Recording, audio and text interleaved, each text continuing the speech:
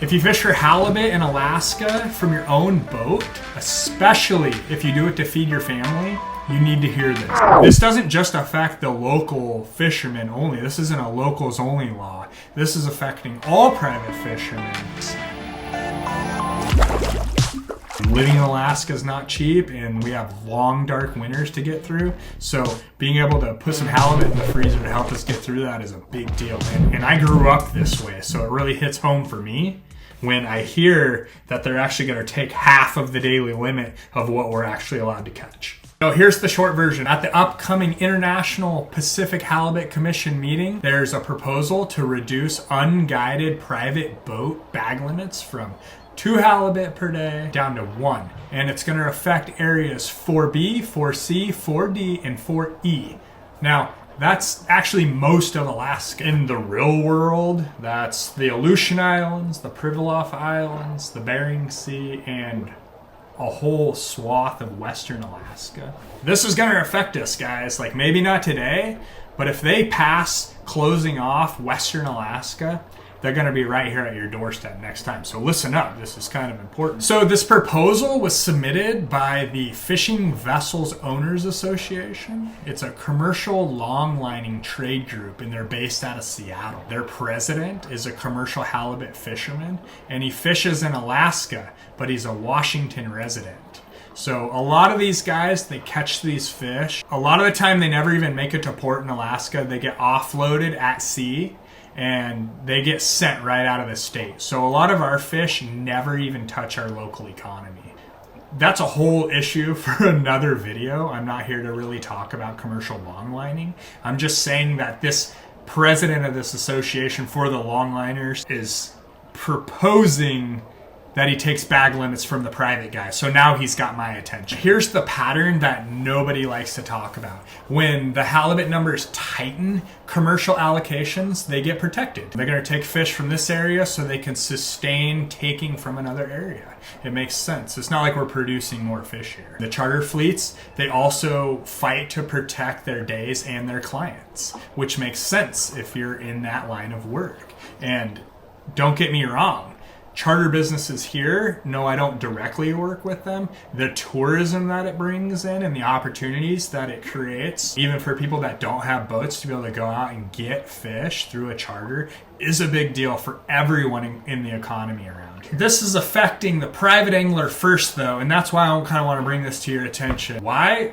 Well, we're not organized. We don't have lobbyists, and most of us we're just too busy working our day jobs to fly to these meetings and speak up. So I'm using my platform here for my voice to be spread. So if you get anything out of this, please like and share this video so it can be shared with more people and spread and get the word out that the Alaska fishing industry for the private guy is being attacked right now. This isn't fear-mongering or trying to scare anybody into action. I'm just trying to create awareness around this because as of today, they're proposing taking fish from a section of Alaska that's not here, home for me, but eventually it might be on my doorstep, and I understand how that works because they're gonna set a precedent that, hey, we were able to successfully limit and reduce what they were allowed to take over there with very little pushback. So let's just go ahead and try to impose those types of regulations on this area of Alaska, and then the next area of Alaska, and then so forth. So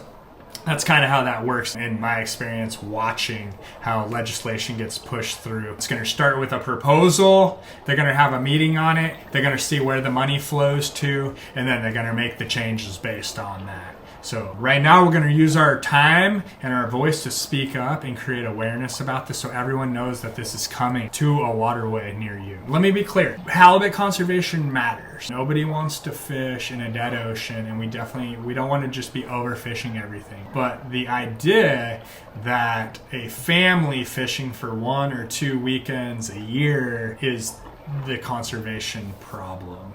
I just find that very hard to believe, especially when we have commercial harvests that still operate at like an industrial scale. And we're talking like feeding the nation and the world. So we're not talking about just feeding local families in Alaska, which is what this proposal is going after. This is going after the small private guy. It's about whether Alaskan residents, the people who live here, the people who pay taxes here, and the people who raise families here still get a fair shot at their own resources. You're having CEOs that are non-resident to Alaska coming in here and trying to impose regulations on the local residents of Alaska. Think about that. You've got the industrial complex, and I don't want to sound conspiratorial here, but you got like the industrial complex battling for the little tiny private guy's slice of the pie. Kind of wild. And you know what? This doesn't just affect the local fishermen only. This isn't a locals only law. This is affecting all private fishermen. So if you're coming here from out of state and you're jumping on your buddy's boat to go out and grab a couple halibut, this is going to affect you too, not just the local guys. But we definitely here at home feel this, and we're hit the hardest first. That's another reason why I want to create awareness around this topic and try to get more voices to speak up and vouch for us. And maybe I can have you guys out there go and lobby for me and my family and all of the residents of this great state and every other private fisherman who's thinking they might want to come here and enjoy halibut fishing in Alaska. We need to be aware that this is happening, because once something is taken, the fisheries management almost never gives it back. You're going to find that once the regulation gets into place, they're going to see the benefits of that control, and there's a good chance that they may impose it over other sections of Alaska. So if you care about this, the IPHC does accept public comments. You don't need to write an essay. You don't need to be like an expert on the topic. You just need to be respectful and explain what halibut fishing means to you and your family. So perhaps you're not an avid fisherman and you don't go out all the time. Maybe you know somebody that is, or maybe you just like halibut in the freezer. If that's you, this is your opportunity to speak up. I'm going to leave in the description below a link to where you can write a comment directly to the IPHC and tell them what you think about what you're hearing here in this video. And please do your own research. Right now, there's not a lot of information out there about this whole topic actually even happening. They kind of keep it under the mainstream media, and then they slip it into these meetings, and then stuff gets passed almost behind the scenes. So that's exactly why this video is getting created, to create awareness. So make sure you like and thumbs up this video so the algorithm feeds it and we can spread this news far and wide. And thank you for sharing this video too. I'm not here telling anybody what to think. I'm just asking you to please pay attention, because the decisions get made very quietly, and the people who lose the most are usually the ones who aren't in the room, right? So that's us. That's just the regular guy out there. Thank you for taking the time to watch this video and help me get my message out. I appreciate every single one of you guys. I hope you guys have a wonderful and blessed new year. Thank you.